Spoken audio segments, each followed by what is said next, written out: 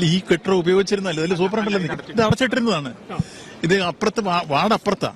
ഇത് ഈ ഭാഗം അടച്ചിട്ടിരുന്നിടത്ത് ഈ സാധനങ്ങളൊക്കെ കൊണ്ടുപോയി വേസ്റ്റൊക്കെ കൊണ്ട് അവർ ഡംപ് ചെയ്തിരുന്നതാണ്.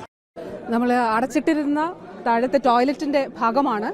അപ്പോൾ അവിടെ ഇത് അടച്ചിട്ടിരുന്നത് കൊണ്ട് വാസ്തവത്തിൽ മറ്റ് പ്രയാസങ്ങൾ ഉണ്ടായില്ല എന്നുള്ളതാണ്.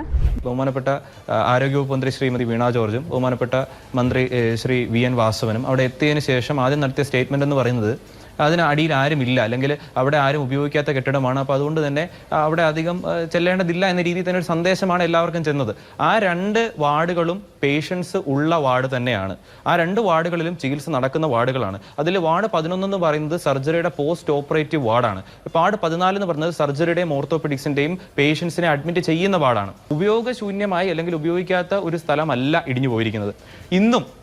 ഇന്ന് രാവിലെ വാർഡ് 14-ൽ ഞങ്ങളുടെ MBBS ഫൈനൽ ഇയർ വിദ്യാർത്ഥികൾ S6 യൂണിറ്റിലെ ഫൈനൽ ഇയർ വിദ്യാർത്ഥികൾ ഇന്നും പോസ്റ്റിങ്ങിന് പോയിരുന്നു. പൊളിഞ്ഞു വീണത് അവിടെ അടച്ചിട്ടിരുന്ന മുറിയാണ്, പരീക്ഷാ ഹാളാണ്, പല ഇതാണ് ഇപ്പൊ പറയുന്നത്. അപ്പൊ ഞങ്ങളെ ഇങ്ങോട്ട് എന്തിനാ മാറ്റിയത്?